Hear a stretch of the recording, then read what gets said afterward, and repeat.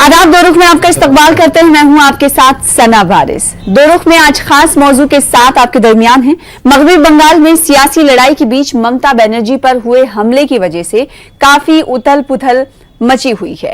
TMC का कहना है कि यह हमला मुनज्जम साजिश के तहत किया गया, जबकि बीजेपी और कांग्रेस इसे सियासी पाखंड और सियासी ड्रामे से ताबीर कर रही है। जांच और सेहत में बेहतरी के बजाय ये सवाल उठाए जा रहे हैं कि आया ये हमला था या हादसा। उधर हमले की वजह से टीएमसी कारकुनान नाराज नजर आ रहे हैं और नाराजगी जताते हुए कई मकामात पर एहतजाज किया गया, तो कई जगह ट्रेनें भी रोकी गईं और बीजेपी के खिलाफ नारेबाजी की गई। हमले की शिकायत टीएमसी ने इलेक्शन कमीशन से कर दी है। वहीं बीजेपी इस वाकये की जांच सीबीआई से कराने का मुतालबा कर रही है। बीजेपी का कहना है कि इन्हें स्टेट पुलिस पर भरोसा नहीं। इन सब के बीच सीएम ममता बनर्जी के इल्जाम को कुछ चश्मदीदों ने भी जुटला दिया है। वहीं बड़ा सवाल ये कि क्या ये भारी सिक्योरिटी कोताही नहीं। आज इसी मौजू पर जानेंगे दो खास मेहमानों से उनका रुख। प्रोग्राम दो रुख में सबसे पहले दो खास मेहमानों का तारुफ करा दे। हमारे दरमियान सैयद यासिर जिलानी साहब, जो कि तर्जुमान है बीजेपी के, आपका इस्तकबाल करते हैं। साथ ही साथ एक और खास मेहमान नीरज राय साहब, जो कि तर्जुमान है टीएमसी के, हमारे दरमियान मौजूद हैं। आपका भी खैर मकदम करते हैं, वेलकम करते हैं। नीरज राय साहब, सबसे पहले आपके पास आना चाहेंगे। हमला हुआ या हादसा है, ये जांच का विषय है, लेकिन सवाल ये उठता है कि कई ऐसे सिक्योरिटी लैप्स रहे जिन पर सवाल उठना लाजमी है। बीजेपी ने एक लंबी फहरिस्त जारी की है सवालों के हवाले से, तो क्या ये सरकार से सवाल करना लाजमी नहीं कि ममता बनर्जी, वो भी एक सीएम होने के नाते, उनकी सिक्योरिटी में इतना बड़ा लैप्स कैसे हो सकता है? फिर तो ये आपकी सरकार का फेलियर है। देखिए सना, इस समय सरकार के फेल्योर की बात नहीं, इस समय चुनाव आयोग के नियंत्रण में, देखरेख में चुनाव संपन्न कराया जा रहा है। तो इस पर बीजेपी के द्वारा जो आवाज उठाई जाए कि सरकार का फेल्योर है, ये तो पीछे चलता रहा। आचार संहिता आने के बाद से ये निर्वाचन आयोग के नियंत्रण में है। अब देखिए, इसमें लॉजिक ये है, ममता जी ने कहा कि 4-5 लोगों ने मुझे धक्का दिया। धक्का दिया उनको, तो धक्का देने का मतलब जान से मारना नहीं हो। उसमें हुआ है कि वो चोटिल हो जाए, जिससे कि चुनाव प्रक्रिया प्रभावित हो। वो हमारी अकेली महिला नेत्री ऐसी हैं जो कि वहां पर गली गली घूमकर प्रचार करती है, हर विधानसभा क्षेत्रों में पहुंचने का काम करती है। तो अब इससे उनको चोट लगने से कुछ दिन का ब्रेक लगेगा, जिससे कि हमारा चुनाव प्रचार बाधित होता है। तो यह जांच का विषय है, इस पर जांच होना अति आवश्यक है, तभी दूध का दूध और पानी का पानी होगा। भाजपा के भी नेता लोग बोल ही रहे हैं कि जो निर्वाचन आयोग, इलेक्शन कमीशन जो वीडियो बनाती है उससे जारी किया जाए, तब तक जारी हो जाना चाहिए था। और ऐसा हो कि हमला न हो, हादसा हो, कोई भी बेहतर से बेहतर जो इस पर जांच हो और स्पष्ट हो। वही तो हमने सवाल रखा कि हादसा है या हमला है, ये तो जांच का विषय है, लेकिन फेल्योर किसका था? इस हवाले से ममता सरकार की तरफ से अभी कुछ बातें सामने निकल कर नहीं आ पा रही हैं। यासिर जिलानी साहब, आपके पास आना चाहेंगे। ये हकीकत है कि ममता बनर्जी को चोट लगी, लेकिन इस हकीकत को भी बीजेपी झुटलाने की कोशिश कर रही है। जैसा कि आप इल्जाम लगा रहे हैं कि ममता बनर्जी सियासी पाखंड और ये एक्चुअली पब्लिसिटी स्टंट है उनकी तरफ से, तो क्या राजनीति को छोड़कर इंसानियत की बात नहीं की जा सकती? आपके बड़े लीडरान की तरफ से भी कोई ट्वीट नहीं किया गया। कैप्टन अमरिंदर सिंह के बर्थडे के हवाले से बड़े लीडरान ट्वीट कर देते हैं, लेकिन स्पीडी रिकवरी के हवाले से ट्वीट नहीं किया गया। तो ये कैसी बात है? देखिए सना, सबसे पहले जो आप कह रही हैं कि हादसा है, हमला है, ये ना हादसा है ना हमला है, ये टीएमसी का कंफ्यूजन है, दीदी का कंफ्यूजन है। दीदी इस वक्त हताश हैं, निराश हैं। जिस तरीके से फीडबैक उनको पूरे बंगाल से मिल रहा है कि वो बिल्कुल लोगों ने उनका साथ छोड़ दिया है। उनके खुद के कार्यकर्ताओं और नेताओं में भगदड़ मची है, वो भारतीय जनता पार्टी की तरफ भाग रहे हैं। अभी जो मित्र मेरे साथ बैठे हैं, ये पता नहीं कल परसों टीएमसी के साथ रहेंगे कि नहीं रहेंगे, ये खुद गारंटी नहीं ले सकते हैं। ये हालत है इस वक्त बंगाल की। देखिए, जो भी संवेदनशील लोग हैं और जो लोग अगर किसी को चोट लगती है तो अफसोस जरूर जाहिर किया जाता है, लेकिन एक सुनियोजित और संगठित तरीके से अफसोस जाहिर नहीं किया गया ना, इसीलिए प्रोपेगेंडा बनाने के लिए प्रचार नहीं, तो देखिए देखिए, मैं आपको क्रमबद्ध तरीके से, बिंदुवार तरीके से बता देता हूं कि क्यों अफसोस नहीं किया गया। अभी हमारे मित्र जो हैं, समर्थक या प्रवक्ता जो भी हैं टीएमसी के, राय साहब, वो कह रहे थे कि चुनाव आयोग के अधीन सारी चीजें, चुनाव आयोग के अधीन क्या लोकल थानों की पुलिस है, चुनाव आयोग के अधीन क्या ममता बनर्जी की सिक्योरिटी है, चुनाव आयोग के अधीन क्या ममता बनर्जी के साथ जो काफिला चलता है जिसमें 50 लोग हर वक्त रहते हैं, वो क्या चुनाव आयोग के अधीन है? तो ये कैसी बचकाना तर्क दे रहे हैं। उन्हें समझना चाहिए कि इस तरह की स्टंटबाजी को अगर कोई भी सामने लाएगा, और जो भी आजकल नहीं, फिर आपने स्टंट का इस्तेमाल किया, बड़े लीडर से लेकर छोटा कार्यकर्ता भी बीजेपी का स्टंट ही कह रहा है। तो मेरा सवाल ये है कि जब पब्लिसिटी स्टंट की बात आप कह रहे हैं तो वो तो जांच की बात है, जांच होगी, दूध का दूध पानी का पानी सामने आ जाएगा। लेकिन सवाल ये उठता है कि आप इस हकीकत को मानते हैं ना कि मगरबी बंगाल की वजीर आला को चोट लगी है, भले वो हमले के जरिए हो या फिर एक हादसा हो? जो तस्वीर दिख रही है, जिस तरीके से उन्होंने पूरा एक तरीके से इवेंट ऑर्गेनाइज करके लोगों को दिखाया है, उसमें दिख रहा है चोट लगी है, और उसके लिए अफसोस जाहिर करते हैं। लेकिन ये बिल्कुल पॉलिटिकल स्टंटबाजी है, ये मैं बार बार कहूंगा, एज ए तर्जुमान इसलिए कहूंगा क्योंकि कोई भी इस तरह का साक्ष्य, कोई भी एविडेंस, कोई तो किसी ने तो देखा होता कि कोई आदमी आके उनके साथ मिसबिहेव करके चला गया। अगर किसी ने इस तरह का किया है तो कोई एक आदमी सामने तो आता। ऐसा तो नहीं है कि अभी से ही पूरा का पूरा जो बंगाल है वो सोनार बांग्ला की जो ख्वाहिश रखने वाले लोग हैं, जो भाजपा की सरकार वहां देख रहे हैं। नीरज राय साहब, बीजेपी का यही कहना है कि अगर हमला हुआ होता ममता बनर्जी पर तो किसी न किसी ने तो देखा होता, जो चश्मदीद थे, आई विटनेसेस थे, उन्होंने देखा और उसको झुटला दिया, जो अब तक हमारे सामने मीडिया के सामने आए हैं। तो इसके माने ये हैं कि जो सवाल उठ रहे हैं वो लाजमी है या उठने चाहिए? देखिए, इन लोगों की जो भारतीय जनता पार्टी मानवीय संवेदना मर चुकी है। अब पता नहीं ये कौन भाई साहब हैं, भाजपा के राष्ट्रीय अध्यक्ष हैं या राष्ट्रीय प्रवक्ता हैं, मैं नहीं जानता इनको, जो ये भविष्यवाणी कर रहे हैं कि मैं टीएमसी में रहूंगा या नहीं रहूंगा। इनको ये संज्ञान में डाल दूं कि आयातित नेताओं से भरी हुई भाजपा से तो छाती पीटती उस समय है जब Z+ सिक्योरिटी और बुलेट प्रूफ कार में, जिसमें कि बुलेट प्रूफ में गोली नहीं घुसती है, ईंटा घुसा दिए लोग, उस समय छाती पीट पीट कर प्रलाप कर रहे थे। ऐसे मतलब मानवीय संवेदना मर चुकी है इन लोगों की। एक महिला मुख्यमंत्री है, उसके पैर में चोट लगी, कहां मीडिया बुलेटिन निकल के आ रहा है, मेडिकल बुलेटिन आ रहा है, उस पर ऐसे बचकाना सवाल कर रहे हैं। आज भी इनको अभी राजनीति दिख रही है।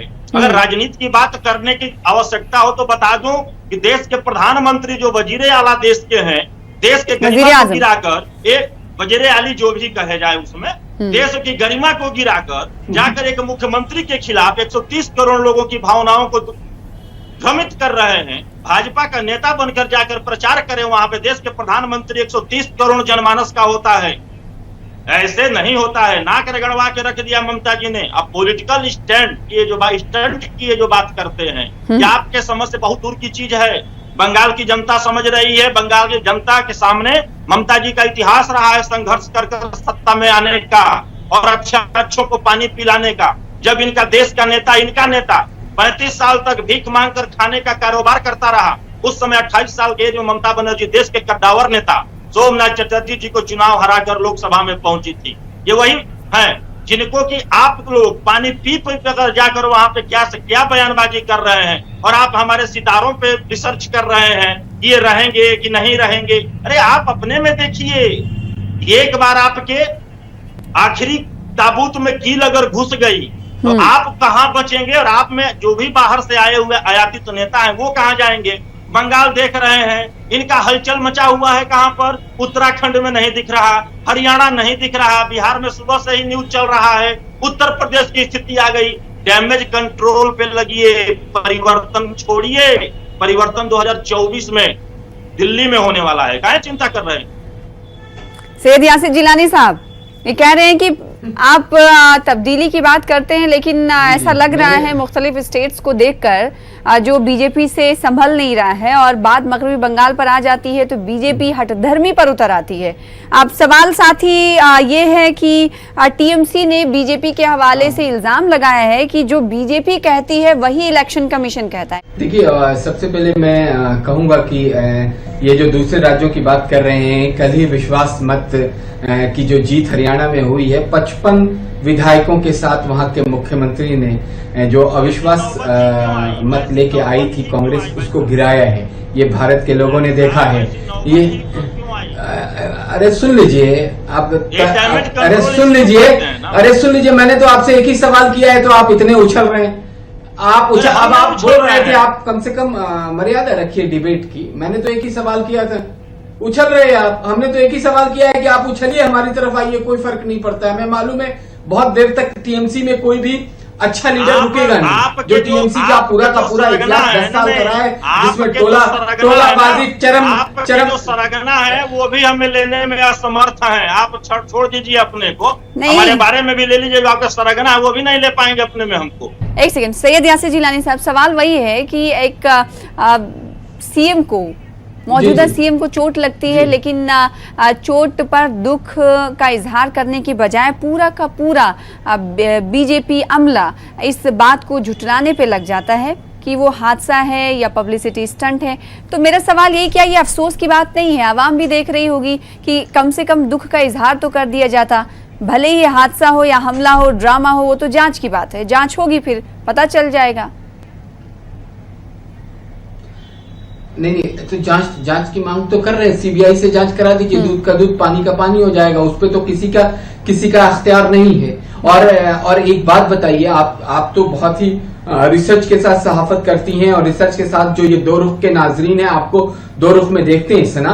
आप बताइए कि एक भी चशमदीद, एक भी कोई ऐसा एविडेंस सामने आया है जिसने अब तक कहा हो कि कुछ लोगों ने जिस तरह की बातें बार बार टीएमसी की तरफ से आ रही है कि कुछ भीड़ ने मिलकर उनके पैर के ऊपर गाड़ी चढ़ाने का काम किया है, ऐसा कोई मामला अगर अब तक होता तो क्या आप हमसे 25 सवाल इस वक्त नहीं कर रहे होते? आप हमारे ऊपर मतलब हम हमारी जो कहते हैं कि आप जिस तरीके से सवाल करती हैं और आपके सवाल में तीखापन होता, लेकिन ये सच्चाई नहीं है। सब लोग जानते हैं कि जो कल का मानते हैं सैयद यासिर जिलानी साहब, इस बात का जिक्र मैंने किया कि जो चश्मदीद हैं, आई विटनेसेस हैं, उन्होंने इस बात को झुठला दिया है कि किसी तरह का हमला ममता बनर्जी पर हुआ है। इसीलिए नीरज राय साहब से ये सवाल है कि नीरज राय साहब, जब आप चोर की दाढ़ी में तिन का एक कहावत है, जब कोई डर नहीं है तो सीबीआई इंक्वायरी की बात बीजेपी कह रही है, तो सीबीआई इंक्वायरी फिर तो हो जानी चाहिए, क्योंकि बीजेपी का ये कहना है कि स्टेट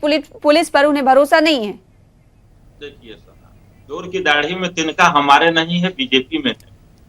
ठीक है, क्यों है वो बताते रहा हूँ। ये लोग बार बार बोल रहे हैं कि पॉलिटिकल स्टंट है। इसका मतलब कि इनको अच्छी तरह से पता है कि पॉलिटिकल स्टंट ऐसे किया जाता है। अब आइए हमारे पे जो कल की घटना घटी, जो भी दुर्घटना हुआ कल, जाहिर सी बात है कि ममता जी को चोट लगी है और बढ़िया चोट लगी है। अब चश्मदीदों की जो बात हो रही है, अब यहाँ पर सोचने वाली बात यह है कि निर्वाचन, अभी विजय वर्गीय जी भी बोल रहे थे, जो इनके महासचिव है, वहां प्रभारी भी हैं, वो बोल रहे थे कि इलेक्शन कमीशन को अपना वीडियो जारी कर देना चाहिए। 24 घंटा होने को आ गया है, अब तक इलेक्शन कमीशन का वीडियो भी नहीं आया। मैं खुद आपसे भी 10 मिनट पहले भी बोला तो क्यों नहीं आया? आप मांग क्यों नहीं कर रहे? लगातार यही मांग की जा रही है कि वीडियो भी रिलीज होना चाहिए। और शिकायत करना है, मैं शिकायत करूंगा वहां पे। अब शिकायत तो कर दिया, लेकिन वीडियो आखिर क्यों नहीं जारी हो पा रहा है? 24 घंटे हो गए, वो भी जारी हो जाएगा। हाँ, वही तो मैं पूछ रहा हूँ, इलेक्शन कमीशन ने जारी क्यों नहीं किया? शिकायत हमने किया है, शिकायत में क्या दिया गया है उसका भी आ जाएगा, तो नेक्स्ट टाइम आपको मैं बता दूंगा। अपडेट अभी हमारे पास नहीं आया, 2 बजे अब बता दूंगा आपको। जो ये कह रहे हैं कि सीबीआई जांच कराएंगे, लोकल पुलिस पे हमें भरोसा नहीं। अब देखिए, इनका निर्वाचन की जो प्रक्रिया चल रही है, इलेक्शन कमीशन के अंतर्गत चल रही है, तो इनको उस पर भरोसा नहीं है। जिस सीबीआई पे पिछले 7 सालों से सिर्फ उंगली उठ रही है, जिस सीबीआई का अपने फायदे के लिए डायरेक्टर के यहाँ छापा मरवाना, डायरेक्टर को हटाने का काम करते हैं, उस सीबीआई से हम जांच के लिए तैयार हो जाए, यह कौन सी बात है भाई? नैतिकता की बात कहाँ है? इलेक्शन कमीशन के घेरे में वहां की लोकल एजेंसी है, उससे जांच होने दीजिए, ये भी खुश, हम भी खुश। भाई जांच वो हमारे नेता को लगा चोट लगा है, ज्यादा चोट लगा है, 14 तारीख तक उनको कहीं प्रचार में जाने की अनुमति नहीं है, डॉक्टरों ने पूरा विशेष रूप से कह दिया। लेकिन इनके सभी नेता पॉलिटिकल स्टंट बता रहे हैं, तो जोर की दाढ़ी में तिनका यहाँ पर है।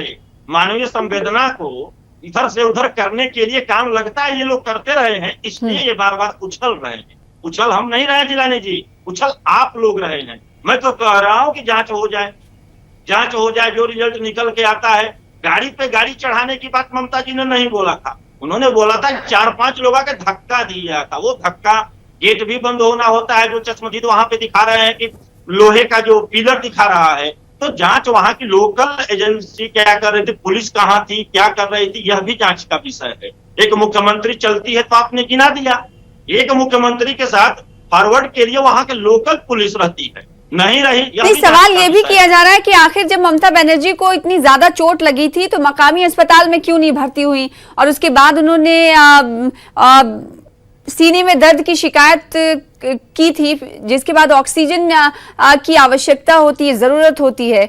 तो बीजेपी ये सवाल खड़े कर रही है कि ऑक्सीजन नहीं था तो फिर आप कोलकाता कैसे लेकर आए, तो इसमें झोल दिख रहा है। देखिए, अब जो है चोटिल जो व्यक्ति है, यह तो मानवीय संवेदना होती है, जो चोटिल व्यक्ति है वह व्यक्ति खुद निर्णय लेने में असक्षम असमर्थ होता है, और जो साथ के लोग होते हैं बेहतर से बेहतर चीजों को, तो वो निर्णय तो टीएमसी ने लिया होगा ना सर, बीजेपी ने थोड़ी ना लिया होगा कि उन्हें कहाँ दाखिल करना है, कहाँ दाखिल नहीं करना है। बिल्कुल बिल्कुल, तो मैंने वही कहा सना कि जो साथ के लोग हैं वो बेहतर से बेहतर ट्रीटमेंट दिलाने के लिए प्रयासरत रहते, इसलिए लेके भागे थे तब ग्रीन जोन बनाकर वहां पर। तो उन्होंने सीने में दर्द कहा, थोड़े कहा कि मेरी सांस रुक गई है, या डॉक्टरों ने तो कहा नहीं कि सांस उनकी रुक गई है कि बीजेपी लगी ऑक्सीजन देने के लिए बात करने। भगवान न करे कि इसी लोग बताए उनके साथ, क्योंकि फांसीवादी ताकतों के खिलाफ लड़ने के लिए ममता जी हैं। अब वो लड़ेंगे इस चीज पे, आरोप और प्रत्यारोप से डरने की बात थोड़े है, दूध का दूध पानी का पानी हो जाएगा। सैयद यासिर जिलानी साहब, सीधे तौर पर नीरज राय साहब का, टीएमसी का ये कहना है कि तालिबानी ताकतों के खिलाफ लड़ने के लिए ममता बनर्जी अकेले ही काफी हैं, और आज वीडियो भी जारी किया उन्होंने तमाम अपने कारकुनान से कहा डरने की बात नहीं है और आप लोग शांति बनाए रखें, 2 से 3 दिन के बाद मैं मैदान में होंगी, लोगों के सामने होंगी। जब आप सवाल ये उठा रहे पब्लिसिटी स्टंट हैं, तो आपको ये नहीं लगता कि इस टाइम टीएमसी के लिए, जैसा कि बीजेपी के लिए जरूरी वक्त है इंतखाबी तशहीर करना, तो ऐसे क्रूशियल टाइम में कोई पब्लिसिटी स्टंट कर सकता है कि 1-1 घंटे इंपॉर्टेंट हो जिसके लिए? तो मानवीय संवेदना की ये लोग बात कर रहे हैं, टीएमसी मानवीय संवेदना की बात कर रही है। टीएमसी पिछले 1.5 साल के पास, जो मेरे पास अभी आंकड़े हैं, मैं तो इस वक्त असम के गुवाहाटी में एक सुदूर इलाके में प्रचार से, आपने कहा था आपके कोऑर्डिनेटर ने, तो मैं आपके साथ डिबेट में बैठ गया, फिर भी मेरे पास पिछले 1.5 साल के जो आंकड़े बंगाल के हैं, उस बंगाल में 161 बेकसूर आरएसएस और भारतीय जनता पार्टी के लोगों को चुन चुन के जान से मार दिया गया, उन्हें हलाक कर दिया गया। मानवीय संवेदना कहाँ मर गई थी? क्या इंसानियत उस वक्त तार-तार नहीं हुई? क्या टीएमसी के लोगों को ये बात उस वक्त समझ में नहीं आई कि मानवीय संवेदना भी होती है? और आप कल से लेके मानवीय संवेदना की बात कर रहे हैं कि कोई किसी ने ट्वीट नहीं करा, किसी ने सोशल मीडिया पे किसी तरह का संदेश नहीं दिया। तो संदेश तो तब दिया जाए ना कि जब कोई चीज साफ शफाफ हो, जिसमें क्लियरेंस हो, जिसमें एक हकीकत हो। यहाँ तो हकीकत दूर दूर से वाबस्तगी नहीं है, हकीकत का कोई लेना देना नहीं है। सच्चाई ये है कि क्योंकि हताश और निराश जब आदमी हो जाता है, उसको लगता है, और तमाम जो सर्वे रिपोर्ट आ रही है उसमें ममता बनर्जी की पार्टी टीएमसी पिछड़ते हुए दिख रही है, और जो उनके खासम खास लोग थे वो भी इल्जाम लगा रहे हैं, चाहे वो अब्बास सिद्दीकी हो, चाहे वो दूसरे दल हो, कांग्रेस हो और लेफ्ट के लोग हों, वो भी इसको यही कह रहे हैं कि ये इनकी पॉलिटिकल स्टंटबाजी है, जो कहीं ना कहीं इनके समर्थन और समर्थक हैं। और ये अकेले बीजेपी के ऊपर सिर्फ प्रहार कर करके इन्होंने अपने और भी जो लोग इनके, उनसे सवाल नहीं करते। लेकिन देखिए, मेरा साफ कहना है कि इस वक्त जो सोनार बंगला वाली सोच के साथ भारतीय जनता पार्टी ने एक विकास का मॉडल जो पूरे हिंदुस्तान असम से लेके कश्मीर तक के घाटी में जो कमल का फूल खिला है, वही कमल का फूल बंगाल में खिलने जा रहा है। दीदी को ये बात समझ में आ गई है। दीदी ने भी, मैं मानता हूं कि दीदी ने संघर्ष करके अपने जीवन में राजनीतिक संघर्ष किया था और लेफ्ट को उखाड़ फेंका था, लेकिन बंगाल की जनता ने यह सोचा था कि जब लेफ्ट को इन्होंने उखाड़ फेंका था और जो वायदा उनसे किया था कि एक क्लीन सरकार देंगे, कोई भ्रष्टाचार नहीं होगा, करप्शन पे जीरो टॉलरेंस होगा, किसी तरह का भेदभाव नहीं किया जाएगा, समाज के बीच में भिन्नता नहीं बढ़ाई जाएगी, एक काम करेंगी। लेकिन बीजेपी के तमाम इल्जामात हैं। ठीक है नीरज राय साहब, आपसे सवाल ये, और बहुत वाजिब सवाल है, सवाल ये कि जब सीएम की सिक्योरिटी ही सवालों के घेरे में है, तो जनता की सिक्योरिटी के हवाले से क्या सोचा जा सकता है, ये हम और आप बेहतर जान सकते हैं। देखिए, हम जान, और एक ऐसे वक्त में जब सभी की निगाहें नंदीग्राम पर टिकी हों, और सुबह से ही टिकी हो कि नंदीग्राम में आज ममता बनर्जी जा रही हैं, वहां से पर्चे नामजदगी दाखिल करेंगी, नॉमिनेशन फाइल करेंगे, फिर उसके बाद वो वापस आएंगी। देखना होगा कि वो वहां पर जाकर शुभेंदु अधिकारी और बीजेपी के लिए क्या पैगाम देती हैं और चैलेंज करती हैं।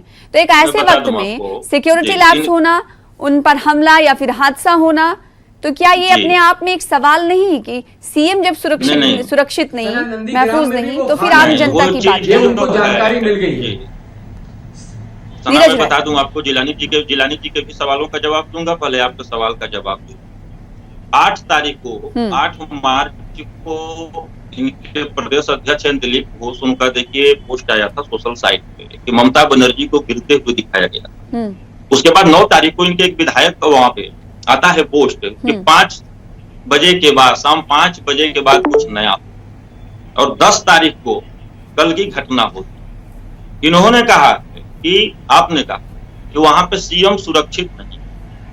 इससे पहले जब तक आचार संहिता नहीं लगी थी तो सीएम तो ऐसे ही सुरक्षित थी। जब जिस कोरोना का हवाला देते हैं ये लोग, प्रधानमंत्री जी पूरे कोरोना काल घर से बाहर कहीं नहीं निकले, रिकॉर्ड उठाकर देखिए तो पहली मुख्यमंत्री पूरे देश की रही है कि वहां पर हर जगह दौड़ी है, प्रतिदिन दौड़ी है कोरोना में।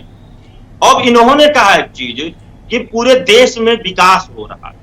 भाई साहब, पूरे देश में विकास आपने 7 सालों में कितना किया? छोड़ दीजिए 7 साल की बात, आपके 18 सांसद थे 2019 से, 18 सांसदों के द्वारा आपने कितना विकास करवाया, उसी पे आप वहां पे चुनाव लड़ लेते और मजबूती के साथ चुनाव लड़ लेते। लेकिन फ्यूचर अब सिटी आप कोलकाता बनाने जा रहे हैं, लेकिन 2014 में जिन 100 स्मार्ट सिटी की बात की तो उस पर आप बात नहीं कर पाएंगे, एक भी नहीं बने। तो एक नहीं, तमाम जो मुद्दे हैं, उद्योग बैठाने की बात करते हैं, सभी पोर्ट वहां। टीएमसी का ये कहना है कि 18 मेंबर पार्लियामेंट हैं बंगाल में बीजेपी के, उन्हीं एमपी सीटों पर काम नहीं हुआ। अगर काम हुआ होता तो ये तमाम चीजें और इस तरह के बयानों का सहारा बीजेपी को नहीं लेना पड़ता। सैयद यासिर जिलानी साहब, हम ये देख रहे हैं कि सिर्फ और सिर्फ आइडेंटिटी पॉलिटिक्स हो रही है, काम की, मुद्दे की पॉलिटिक्स नहीं, मसाइल की बात हो ही नहीं रही। नंदीग्राम में क्या मुद्दे हैं आवाम को पता नहीं, लेकिन नंदीग्राम से ममता बनर्जी और शुभेंदु अधिकारी आमने सामने, ये सभी को पता है। देखिए सनम, मैं आपको बता दूं, नंदीग्राम में भी ममता दीदी चुनाव इस बार हार रही हैं। उन्हें इस बात का एहसास हो गया। आप जिस विकास की बात कर रहे हैं, और या 2019 में आप कैंपेन को उठा के देखेंगे तो ममता बनर्जी ने बड़े बड़े अल्फाजों में हर स्टेज से यही कहा कि जीरो भाजपा होगी, जीरो। और हमने 18 सांसद वहां पे हमारे चुन के आए हैं। और कोई बहुत ज्यादा लंबा वक्फा तो नहीं हुआ, एक 1.25 साल पहले की बात है जब हमारे 18 सांसद आए और हमारा वोट बैंक में जिस तरीके से उछाल आए। तो ये पब्लिक ही तो लेके आती है ना, पब्लिक परसेप्शन तैयार करती है। पब्लिक जब देखती है कि उसके लिए कौन सा नेतृत्व जो है वो सोच के काम कर रहा है कि उनके जनमानस का भला होगा, और यही चीज पब्लिक ने, सब कह रहे थे कि 2019 से पहले जो विपक्ष के लोग हैं वो भारतीय जनता पार्टी को घेर रहे थे कि इनका तो हो गया और ये तो चले गए। नोटबंदी को लेके इन्होंने सवाल उठाए थे। उसके बाद भी उन्होंने प्रधानमंत्री के 2-3 बड़े डिसीजन थे, चाहे वो ट्रिपल तलाक का मामला हो, चाहे वो 370-35A का मामला हो, सब पे विपक्ष ने सवाल किया था। लेकिन भारत के जनमानस ने सब पे विराम लगाते हुए उस बहुमत को, जो पिछली ठीक है, तो बहुमत थी, बीजेपी का ये उसको कहना भी, है कि आवाम बढ़ाते हुए बीजेपी को एक पसंद बड़े कर रही है, तो वहीं टीएमसी की बात करें तो टीएमसी का ये कहना है कि बीजेपी पुलिस पर दबाव बना रही है और आइडेंटिटी पॉलिटिक्स को बढ़ावा उनकी तरफ से दिया जाता है। बेहद शुक्रिया अदा करना चाहेंगे दोनों खास मेहमान का अपने प्रोग्राम दो रुख में शामिल होने के लिए। कल फिर बड़े मुद्दे के साथ होंगे हाजिर, तब तक के लिए दीजिए हमें इजाजत। आदाब।